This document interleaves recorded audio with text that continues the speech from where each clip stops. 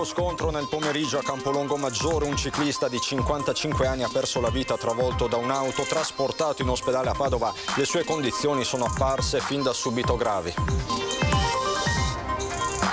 Effettuavano voli turistici su Venezia senza autorizzazioni. La Guardia di Finanza di Venezia ha sequestrato 2 elicotteri di una nota società. Non c'è il compratore della Speedline di Santa Maria di Sala. I sindacati finora molte manifestazioni di interesse, ma per individuare possibili compratori bisogna accelerare. La morte di Chiara Moressa lungo la 4 torna a porre l'attenzione su quel tratto di strada. L'appello di think tank Nord-Est al nuovo governo: ci sia la massima attenzione. La Pala dell'Assunta del Tiziano è tornata a decorare l'altare centrale della Basilica dei Frari al termine di un restauro durato 4 anni e costato quasi 700.000 euro. Il vescovo di Treviso ricorda: Don Canuto Toso era vicino a chi si muoveva muovendosi lui stesso. Domani dalle 14:30 in diretta su Antenna 3 i funerali a San Nicolò. Promuovere per le generazioni più giovani il ruolo della sala cinematografica come spazio culturale in cui la visione di un film sia occasione di dialogo e analisi. Al via il progetto in Veneto. Bentrovati, buonasera telespettatrici, telespettatori di Antenna 3. Tanti i fatti di cui dobbiamo darvi conto in questa edizione veneziana dei nostri telegiornali. Prima però il sondaggio di Ring. Come ogni martedì sera vi chiediamo: crisi sociale in atto a causa del rialzo dei prezzi, introdurre l'addizionale regionale IRPEF. Come sapete, una delle ipotesi sul tavolo della Regione del Veneto. Se sì, il numero è quello in verde, 0422 1626 691, se no quello in rosso 0422 1626 690. La chiamata è gratuita, l'esito questa sera a Ring a partire dalle 21:15 qui su Antenna 3. Vi dicevo, i fatti del giorno sono davvero tanti, a partire dal tragico incidente che si è verificato poco dopo le 14 a Campolongo Maggiore. Un 55enne del posto, Luca Tonelli, stava pedalando in sella la bicicletta quando si sarebbe scontrato con un'auto in transito su via Rovine. Il ciclista è stato inizialmente soccorso in condizioni gravi e portato con l'ambulanza all'ospedale di Padova. Poco dopo però i medici ne hanno dichiarato il decesso. Troppo gravi traumi riportati nell'impatto, sul posto i carabinieri di Chioggia per effettuare tutti i rilievi del caso. Sempre per la cronaca, un'operazione della Guardia di Finanza di Venezia. Effettuavano voli turistici sulla laguna senza autorizzazioni. Per questo le Fiamme Gialle hanno sequestrato 2 elicotteri di una nota società. Cosa c'è di più bello che vedere Venezia dall'alto per un turista? Lo sa bene la società che organizzava voli sulla laguna senza però avere le autorizzazioni necessarie. La Guardia di Finanza di Venezia, al termine di un'attività di indagine diretta dalla Procura, ha quindi sequestrato 2 elicotteri che venivano utilizzati da questa società operante nel settore turistico per effettuare dei veri e propri tour dall'alto. Dagli accertamenti è emerso che la società, con base operativa su un'elisuperficie adiacente all'aeroporto Nicelli del Lido, avrebbe svolto voli panoramici sulla laguna che venivano ampiamente pubblicizzati sul web, senza però possedere il certificato di operatore aereo previsto da un regolamento comunitario. Le Fiamme Gialle, che hanno operato in sinergia con i funzionari dell'ENAC, l'Ente Nazionale per l'Aviazione Civile, si sono presentate alla base di volo e nella sede delle ditte coinvolte nella gestione dei mezzi aerei, trovando i documenti che dimostravano l'impiego di questi elicotteri per scopi turistici. Oltre al sequestro, l'operazione ha portato alla segnalazione dei rappresentanti di 2 società per violazione degli articoli 1188 e 1231 del Codice della Navigazione. Sono in corso approfondimenti per verificare l'esistenza di eventuali altri responsabili. La cronaca sindacale: nessuna figura delegata della proprietà si è presentata all'incontro pianificato dai sindacati con la direzione del gruppo Ronal alla sede della Speedline di Santa Maria di Sala. In un comunicato congiunto FIM, CISL e FIOM CGIL definiscono il fatto gravissimo e una mancanza di rispetto verso i lavoratori e tutte le parti coinvolte in questa complicatissima vertenza. Sul processo di vendita si stanno intensificando le manifestazioni di interesse, concludono i sindacati, ma anche sul piano di individuare possibili compratori è necessario accelerare i tempi. Ritorniamo sull'inferno in A4 che si è vissuto nella serata di ieri, il tremendo incidente in autostrada ha costato la vita ad una quarantenne padovana. È morta sul colpo, schiacciata dal groviglio di lamiere della sua auto. Non c'è stato nulla da fare per Chiara Moressa, quarantenne di Piove di Sacco, vittima del maxi tamponamento che ieri sera al tramonto ha paralizzato la A4 nel tratto tra gli svincoli di Portogruaro e San Stino di Livenza, al chilometro 441 in direzione Venezia. La donna era alla guida della sua auto, con lei c'era anche il suo cane. Secondo una prima ricostruzione pare che Chiara Moressa fosse in coda per un piccolo incidente avvenuto in un tratto interessato da un cantiere. All'improvviso un tir, arrivato in velocità, avrebbe centrato la macchina della vittima schiacciandola contro il camion che la precedeva. Un impatto violentissimo che ha trasformato la vettura in un groviglio di lamiere mortale. Il mezzo pesante è carambolato poi nella corsia di sorpasso colpendo altri camion. Sul posto sono arrivati i vigili del fuoco, le automediche e l'elicottero del 118. 5 i mezzi coinvolti. I pompieri hanno lavorato a lungo per recuperare il corpo della quarantenne. Vani tutti i tentativi di soccorso. Chiara Moressa è morta sul colpo e con lei anche il suo cane. I tecnici di Autovie Venete hanno chiuso il tratto autostradale per consentire il recupero dei mezzi coinvolti e della merce fuoriuscita dai tir. Lunghe code si sono formate, gli automobilisti diretti a Venezia sono stati fatti uscire al casello di Portogruaro. La situazione del traffico è tornata alla normalità solo in tarda serata. Si tratta di un'autostrada strategica per tutta l'Europa, ricorda Antonio Ferrarelli, presidente della fondazione Think Tank Nord-Est, pertanto dovrà godere della massima attenzione da parte del prossimo governo. Parliamo ovviamente della 4, l'iter che porterà all'operatività della Newco deve procedere con la massima urgenza e quindi invitiamo i nuovi parlamentari a monitorare costantemente il passaggio di consegne alla nuova concessionaria. Al prossimo ministro delle infrastrutture chiediamo che vengano stanziate le risorse necessarie per consentire l'apertura dei cantieri 24 ore su 24 sulla tratta San Donà di Piave Portogruaro, conclude in una nota Ferrarelli, al fine di completare la terza corsia nel più breve tempo possibile. E a proposito di sicurezza stradale, torniamo sui fatti del terraglio di pochi giorni fa. All'indomani dello scontro frontale nel sottopasso nei pressi della caserma dei Vigili del Fuoco che porta in tangenziale, si fanno luce i contorni dell'inseguimento che si è concluso con 3 auto semidistrutte e 4 feriti. Alla guida dell'auto intercettata dai carabinieri sembra ci fosse un minorenne, mentre una decina di minuti dopo l'impatto sarebbe stato rintracciato un adulto fuggito a piedi per non essere catturato.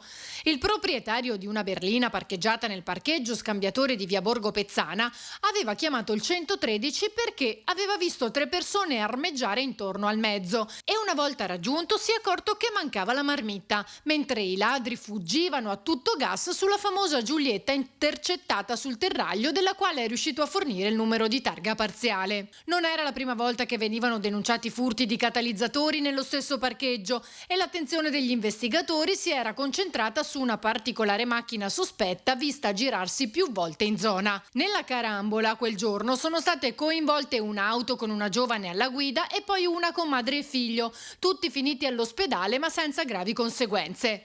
L'esito però poteva essere decisamente peggiore. Al pronto soccorso è finito anche il minorenne che sembrava essere al volante della Giulietta, che ha riportato traumi alle gambe e alle braccia. Nell'auto posta sotto sequestro sono stati trovati arnesi da scasso utilizzati per staccare i tubi di scappamento. La salute, l'attualità, 6 ambiti di lavoro, il principale dei quali è la prevenzione delle malattie croniche. La Regione del Veneto ha approvato il nuovo piano di prevenzione della durata di 5 anni.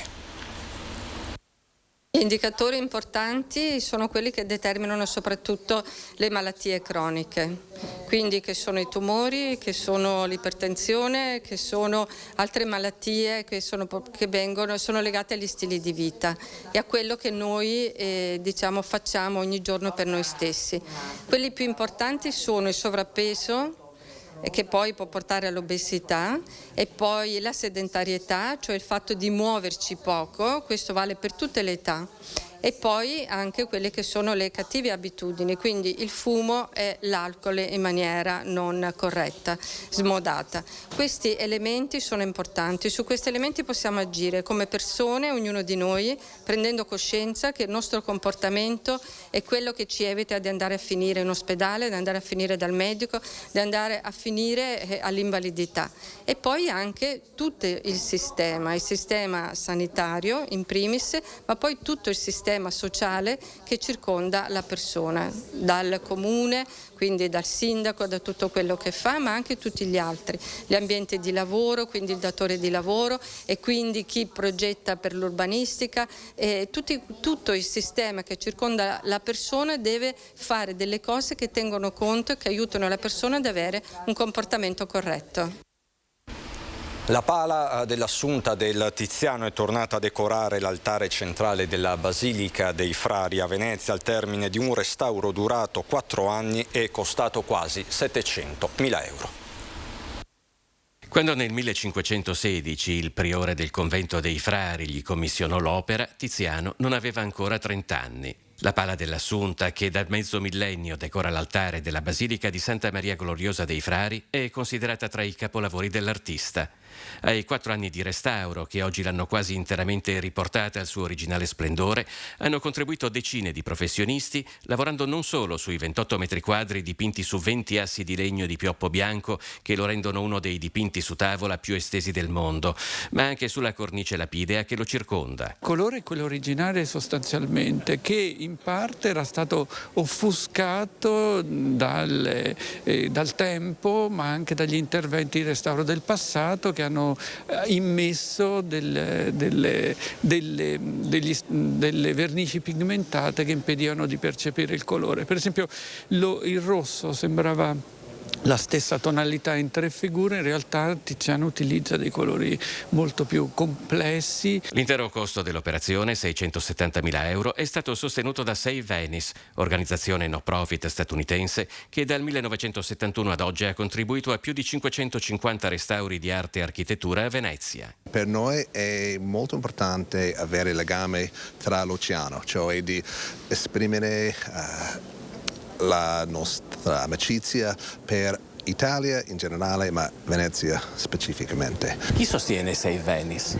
Sono donatori americani, perché noi abbiamo la sede a New York, dove c'è la raccolta dei fondi, e in questo caso il restauro è stato finanziato, sponsorizzato dalla signora Beatrice Santo Domingo e la Jasmine Charity Trust. Durante i lavori di restauro non sono mancate le sorprese. Per esempio sono apparsi 2 angeli con pennacchio che prima non si vedevano. Una grande emozione per i frati della Basilica.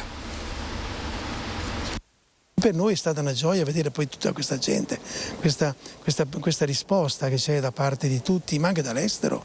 Continuano a telefonare e si può vedere, quando si può vedere. Ecco, noi siamo contenti di dire bene, si può vedere oggi.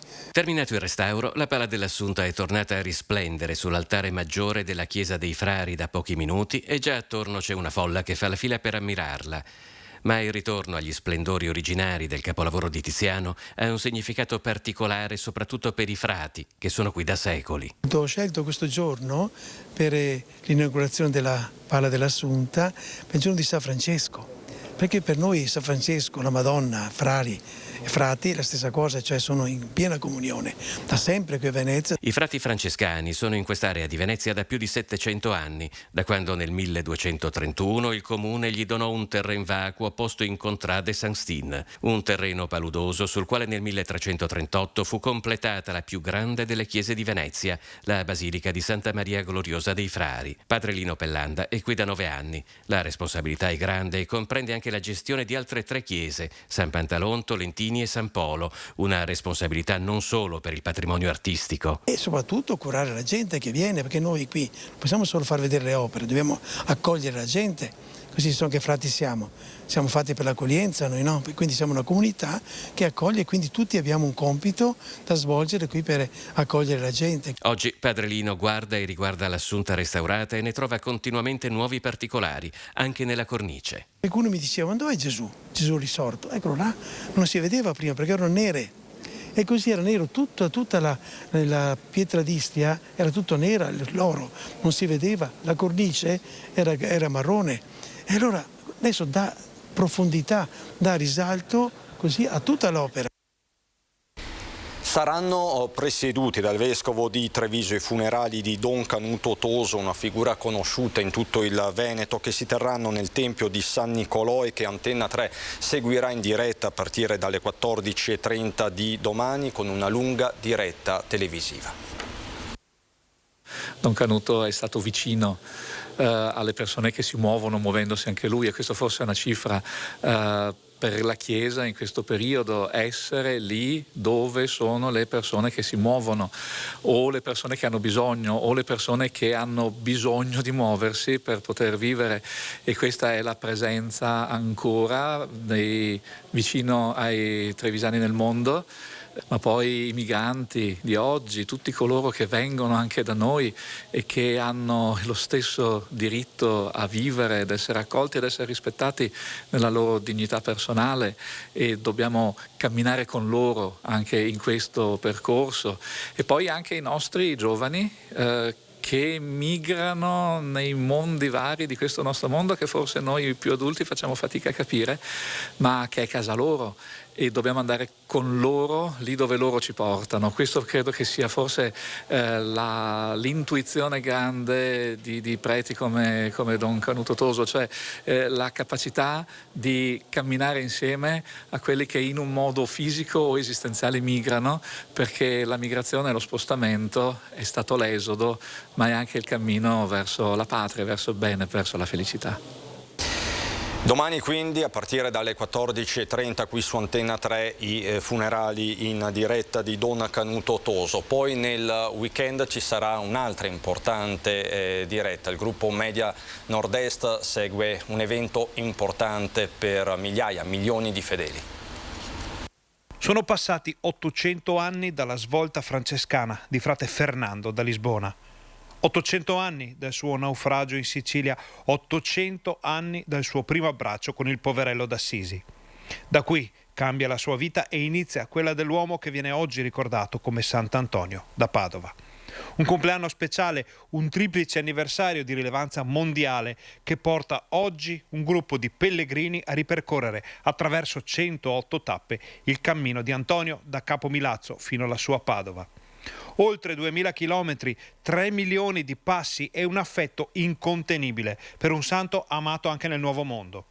Un percorso che si concluderà domenica proprio al Santo, dove saremo anche noi di Rete Veneta per celebrare questo momento storico di grande importanza.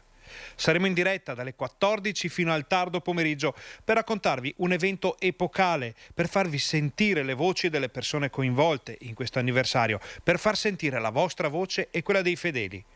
Dopo aver accompagnato il santo in volo sull'elicottero che lo ha portato sulle terre colpite dal Covid, in una diretta che ha permesso a milioni di telespettatori di essere presenti al momento più alto della lotta al male invisibile, dopo averlo seguito sulle strade di Padova, sull'acqua della laguna e fra la sua gente, torniamo a portare nelle vostre case il santo e la storia.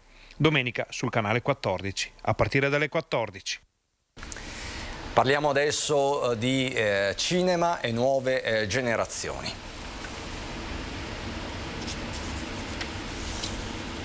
La pandemia un filo si è spezzato, quello tra il pubblico e le sale cinematografiche, e dobbiamo lavorare per restituire alle sale cinematografiche il pubblico che un po' per la pandemia e un po' perché anche tante abitudini sono cambiate, come l'utilizzo delle piattaforme, vede oggi le nostre sale cinematografiche in grande difficoltà. Per questo la Regione ha promosso un progetto realizzato dall'Agis e dall'ANEC delle Tre Venezie che vuole promuovere tra i giovani il ruolo della sala cinematografica come spazio culturale in cui la visione di un film sia un'occasione di dialogo e analisi critica, con l'iniziativa I Giovani al Cinema. Questo progetto permette la sottoscrizione di un abbonamento ad un prezzo particolarmente vantaggioso, 15 euro, per vedere 5 film nell'arco di 5 mesi, ed è rivolto ai giovani fino a 35 anni.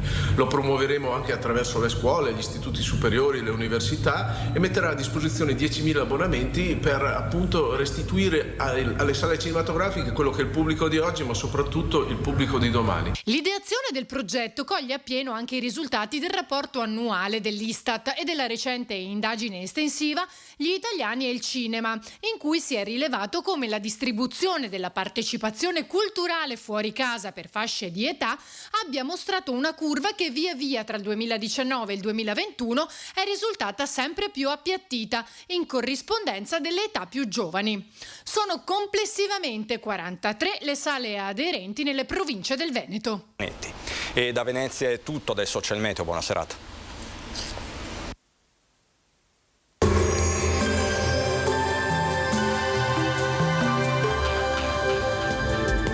Bentrovati al meteo.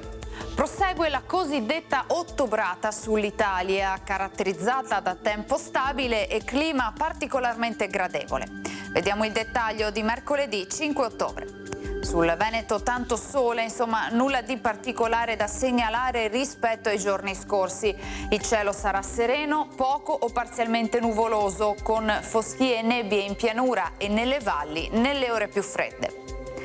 Temperature stazionarie minime tra 11 e 12 gradi, massime invece tra i 19 e i 24 gradi all'incirca.